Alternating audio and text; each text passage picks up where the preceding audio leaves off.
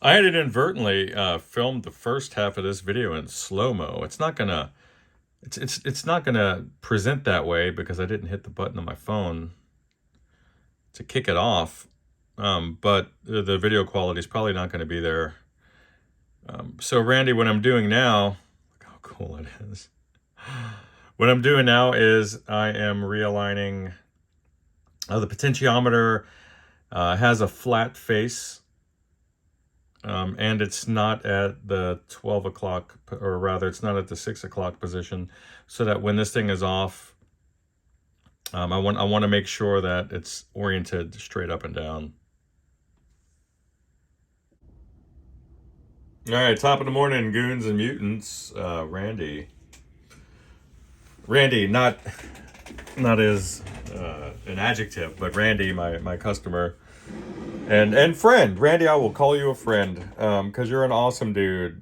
And Randy encouraged me when I reopened my services years ago.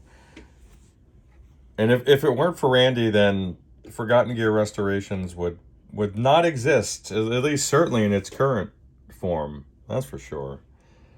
So Randy, this is your Pignose, and I will say this. Pardon me.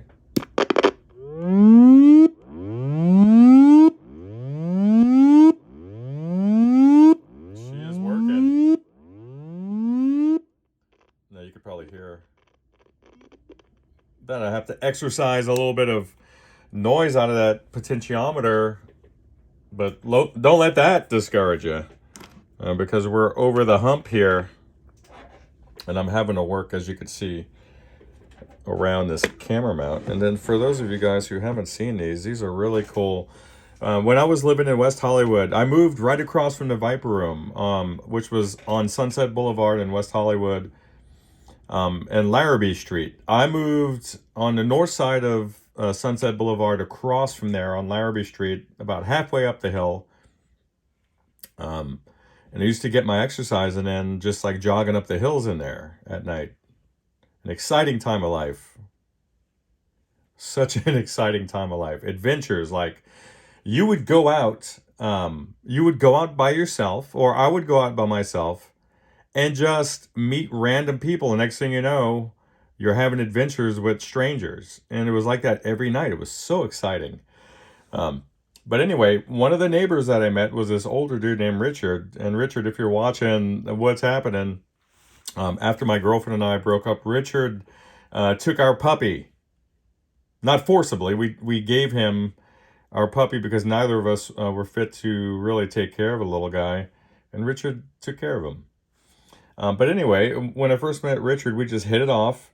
And Richard said, "Hey, you play guitar? I actually have an old amp that's still in a box, unused."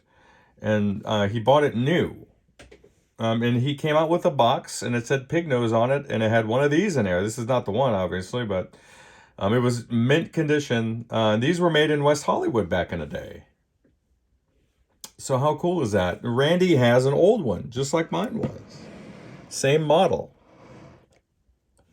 Same exact model. This is the 7-100. And I'll zoom in there for you. And then under here is the input circuitry and the potentiometer. It's kind of, you can see it's shielded from the electronics that are sitting over here. The preamp is over here. So, super cool. Randy had a common issue with the failed battery compartments. He replaced those and did a great job of wiring them up. But Randy wasn't able to get any sound out of it. There was an interruption somewhere. And Randy, I think what had happened is you had just simply shorted something out when you were putting her back together, because I just completely disassembled it and reassembled it. And it's working perfectly. Batteries are not overheating. You're getting the full amount of voltage all the way back to the battery adapter jack, or rather the wall wart jack back there. So everything's good to go now. I'm going to go ahead and perform like a little bit of a clean on the jacks and the pot now. But now that we have proof that this guy's working, you know,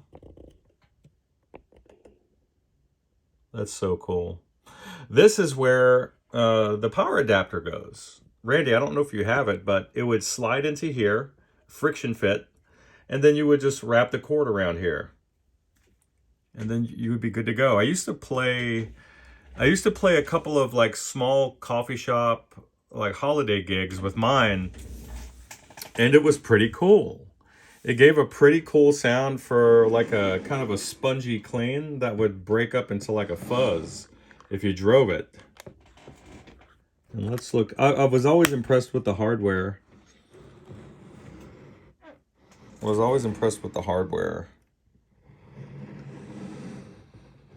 Because it was just clearly overbuilt. Let's take a look at that.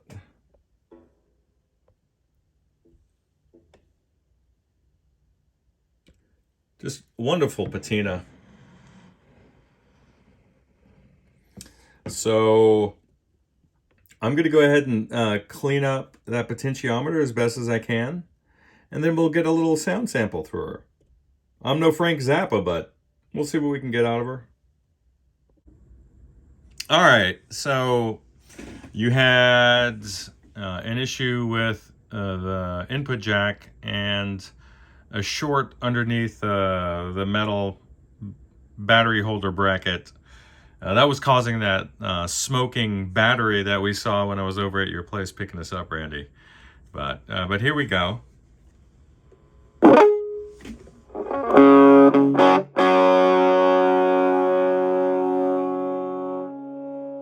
probably start off on kind of a clean tone. Kinda. And a clean, you're gonna get sort of like that bouncy jazz kind of tone.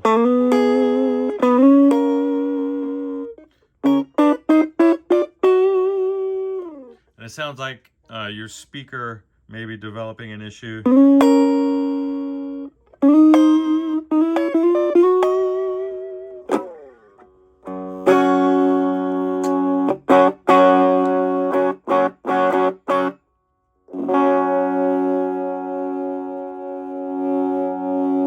All the way up.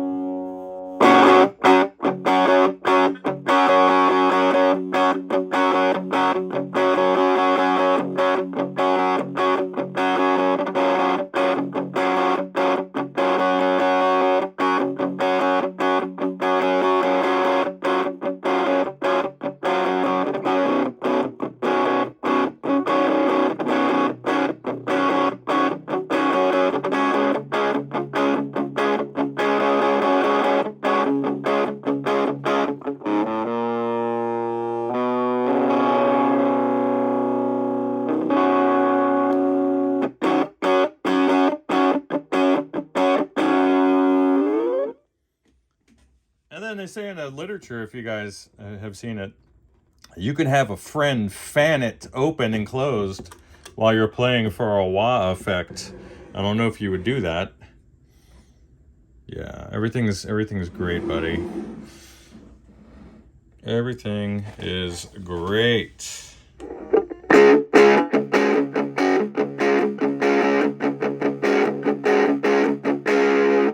I used to play with mine open because I found that I got a little more clarity in the highs, because to me it always sounded like the tone or the volume was kind of rolled back on the guitar.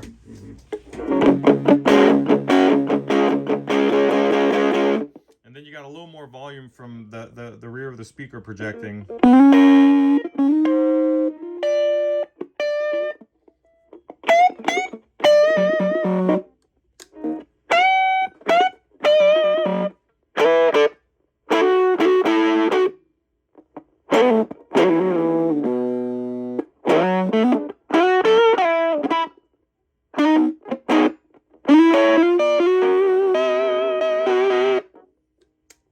Fun little amp though.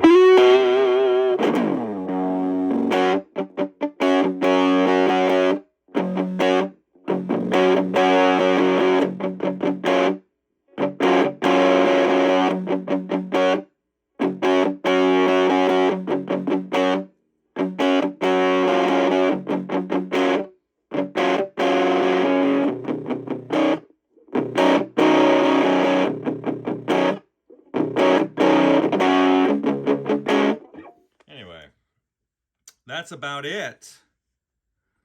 Hope you guys are doing well. I'll see what I can do to bring you some more content shortly. Take it easy.